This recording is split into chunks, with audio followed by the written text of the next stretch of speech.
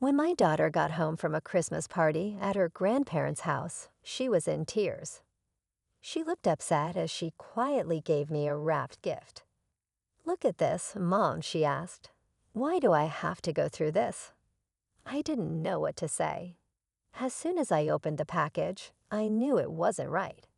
As a child, I instantly called the police to report what happened, which led to the gift giver's actions being made public and caused chaos. This event caused a lot of trouble in the family, and the person who did it had to deal with harsh consequences. I started a new job at age 34 after a rude comment from a previous boss. I am now 45 years old, and my younger husband works for the same company. At my current job, skills are more important than age or gender. My husband, who was my boss at the time, was very supportive. We got married right away and now have a sweet fourth-grade daughter who loves to read and is kind to everyone. However, I don't get along well with my husband's sister, even though I get along well with my in-laws. She doesn't like that I'm older than my husband and makes fun of how quickly we got married. It hurt to hear her say mean things about my age and the changes in my body from being pregnant, but I tried to keep my cool for my own peace of mind. Her attitude only changed after she had a quick wedding and moved away, which cut down on our time together and stopped her from making fun of me. This change let me focus on getting ready to meet our daughter. Even though giving birth was hard, the birth of our daughter was a happy event in our lives that cleared the sadness that had been affecting our happiness. During the birth of our daughter, it was very important for me to have my husband's steadfast support and positive words. When she cried for the first time in the delivery room, his thanks and appreciation for my work made us both cry tears of joy. But 5 months after our daughter was born, my sister-in-law had a boy and started coming to our house again. Each visit took an hour. Her goal seemed to be to make negative comparisons between our kids and to say mean things about my age, which made my daughter feel bad.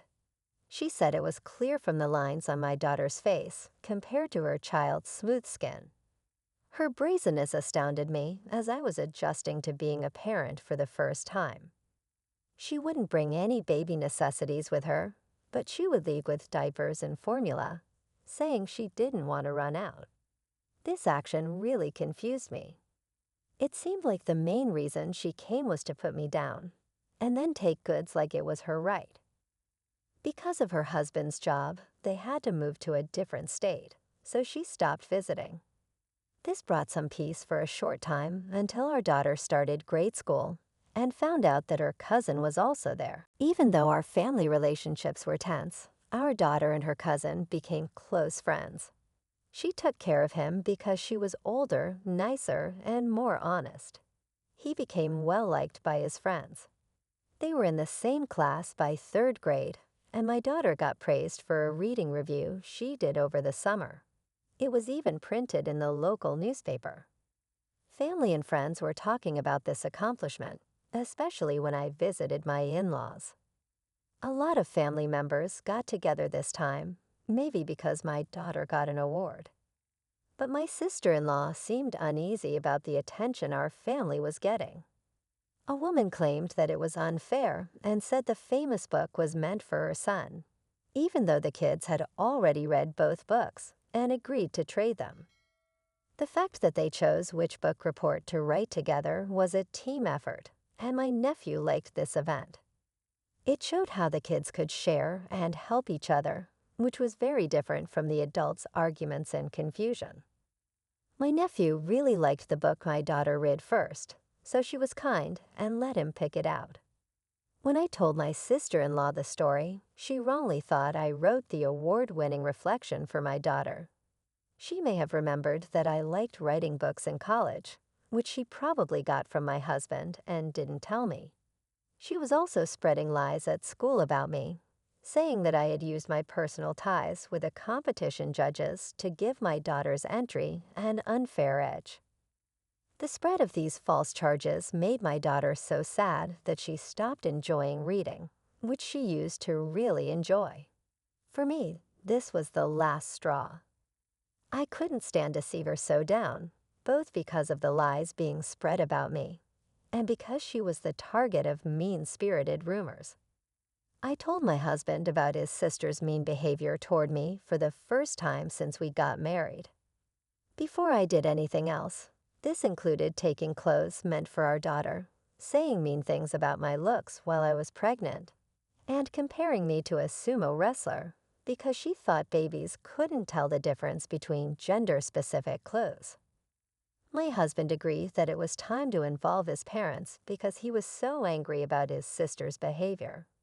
He insisted on telling my sister-in-law about the problem in person, so he went to her house with his parents. Her initial happiness at having her family visit out of the blue quickly turned to shock when my husband gave her a harsh warning. When she was called out, she got angry and blamed me for exposing her to her favorite brother, making herself the victim. She was trying to avoid taking responsibility. At first, I returned her calls because I thought she was trying to make things right, but it turned out she was just venting her anger. In the end, I set her phone number to go straight to voicemail. So when she tried to call, I didn't answer. I thought at first that she had lost interest when the call stopped after a few weeks, but it turned out that wasn't the reason. My in-laws hosted their first ever children's Christmas party in December, which made me wonder why they chose that month. No matter what, my daughter was thrilled to be asked. She remembered the fun Christmas party she had in kindergarten and hoped for something similar at her elementary school. But they couldn't hold one because of their policy on religious events. I'd often wonder why people have to strictly follow faith traditions when Christmas has become a holiday that people all over the world love and celebrate in their own unique ways. I've noticed that some parents are very careful to keep their faith in mind when they talk about their kids. My daughter and I have celebrated Christmas quietly at home for the past 2 years, choosing to enjoy the holiday in our own unique way. She really liked the gift swap, which was one of the best parts of our party this year. My in-laws offered a straightforward budget of $111 for a gift exchange at their Christmas party. My daughter and I went on a little trip to a nearby huge shopping mall to look for the right gift. She finally chose one of her favorite picture books because she wanted to tell someone else about the story and how much it made her happy. On the day of the party, she left with the gift and went to my in-laws' house, which was only a short bus ride from our house. After telling my mother-in-law that she was coming, she offered to pick her up from the bus stop. Later, she called to let me know that my daughter had arrived safely, which temporarily eased my fears. But the peace didn't last long. After only 50 minutes, the sound of the front door opening on a weekday caught me off guard. My husband was at work, and I was working from home while my daughter was on winter break. The scene I saw when I got there broke my heart. My daughter was crying by the door.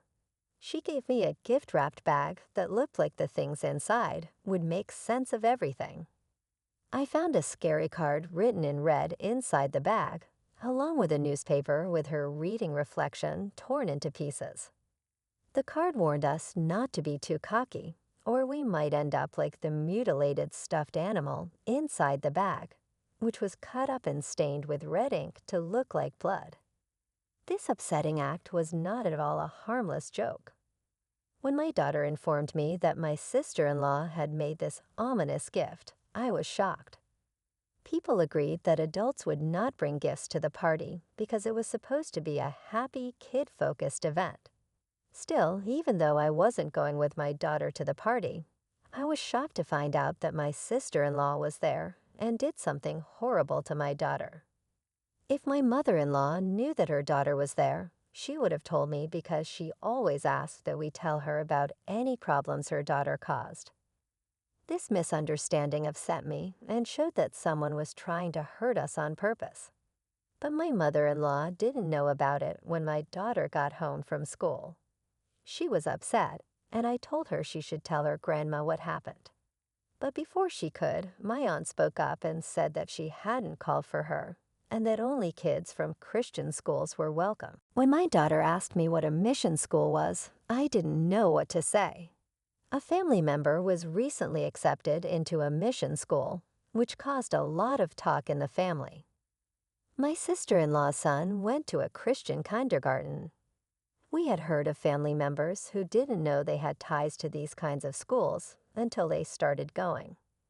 We made a different choice for our daughter. We chose a neighborhood kindergarten and a public grade school. It looked like my sister-in-law used this as another chance to put down my daughter. The frightening gift my daughter got made me very angry, so I hurried to the police station and made it clear how serious the threat was. Even though the police didn't want to get involved at first and said it should be handled as a family problem, luckily, a female officer saw how serious the situation was. She understood our fear and promised to visit my sister-in-law that evening with a warning. She knew that threats and violence within families are crimes that need to be reported. I told my angry husband about what happened during the day. When he got home, he spoke out against his sister's mean behavior and called his parents, who were holding the Christmas party. But they didn't know about it. They thought my sister-in-law might have broken in through a back door that wasn't locked while my mother-in-law was busy with other things. The little kids in the family were given the party to plan. After the police officer gave my sister-in-law a harsh warning about what would happen if she didn't change, my in-laws, worried that she might have done something wrong, called a family meeting to talk about it. My sister-in-law and her husband showed up late to the meeting. At my in-laws' house, she was clearly upset and not sorry about the police presence, and her husband didn't seem to know what the meeting was for. This situation made the problem seem even worse, which led the family to talk about how to move forward and deal with the root problems. When the husband of my sister-in-law's sister finally found out what his wife had done to our family, he was shocked. Before that, he had no idea how bad things were. When he apologized to us, he seemed truly sorry, which was very different from my sister-in-law, who stayed stubborn and refused to say sorry. Everyone remained silent as she argued that the fact that the police did not arrest her proved her innocence, which was difficult for us to comprehend. Surprisingly, he told her he was going to divorce her. No one saw any outward signs of trouble in their marriage, so this news shocked everyone. He gave a history of putting up with her behavior, which had gone from ignoring housework and childcare to making people afraid because she wasn't paying attention. Her concern with how she lived led her to make a lot of moves that weren't necessary. She didn't do these things because it was necessary for her job. Rather, she did them because she was vain and wanted to maintain a certain social status. She often said that their moves were okay because she had high hopes for their son. For example, she tried to get him into fancy kindergartens but failed, which made her feel even worse about herself. In the end, they chose a public school because that's what their son wanted, even though his wife didn't want to at first. Her father supported the choice. The husband's decision to divorce her wasn't a spontaneous one. Rather, it was the result of years of resentment that her most recent abuse had exacerbated. When she heard about the divorce, my sister-in-law was caught off guard. She tried to say sorry, but it was weak and seemed like a last-ditch effort to fix things by saying they were just jokes or pranks. But her actions, especially the mean message she sent to a child, were too serious to be laughed off. This kind of behavior, which could make even adults scared, was unacceptable and showed how trust had been broken in the family forever. I talked to her about it and pointed out how different her actions were from what a caring mom would do. I told her that just because you're a parent doesn't mean you automatically have parental instincts. I meant to show that her behavior was very different from what someone in that job should do. When my husband saw her crying, he told her very clearly that crying wasn't going to help. She shouldn't think that pity would make people forgive her, especially since she was old. She kept crying even though she didn't do anything wrong and wondered why she was being blamed. She even said that the family didn't like me because I was married to her brother, which made it sound like the problem was with me being older than her. The fact that she didn't understand how bad her actions were left us all speechless. My husband was especially shocked that she didn't get it.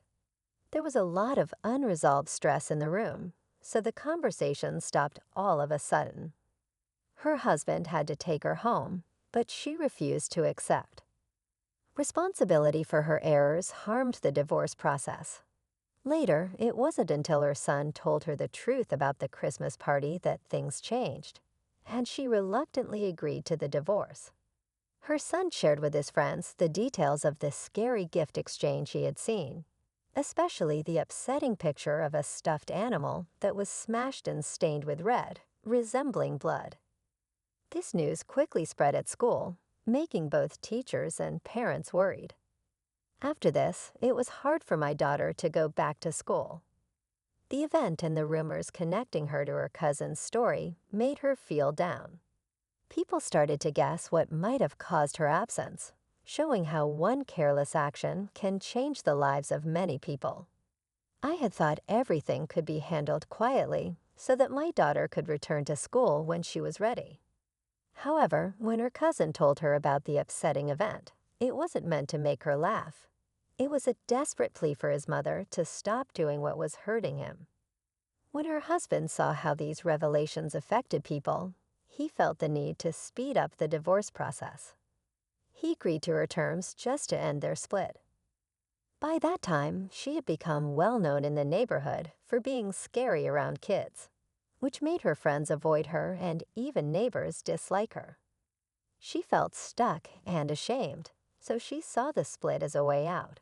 She thought returning to live with her parents would make her feel better, but her ex-husband was adamant about keeping custody of their son, and she didn't fight the decision. Instead, she coldly told her son that she didn't care about him because she was planning to get married again, and kids were getting in the way of her plans. Her cruel words made her son bravely turn her down. He told her he didn't need her in his life and that he was happier with his dad's care. He also told her not to talk to his cousin. When she went back to her parents' house, she wasn't allowed to stay, which made things worse for her. She had to deal with the consequences of her actions on her own. Her downhill spiral put her in dangerous positions, such as taking out loans from sketchy sources, and eventually she disappeared from our lives. My husband and his parents decided not to file a missing persons report because they saw her absence as an answer. After that, my daughter gathered the courage to return to school, where her cousin was still there to support her and promise to look out for her. Unexpectedly, this hard time has brought our families closer together, especially with my ex-brother-in-law, as we work together to help the kids in the absence of my sister-in-law. My in-laws have taken care of and loved both of my grandkids with open arms. Now that she's not around, our family is at peace and has built a strong, trusted bond that was missing before.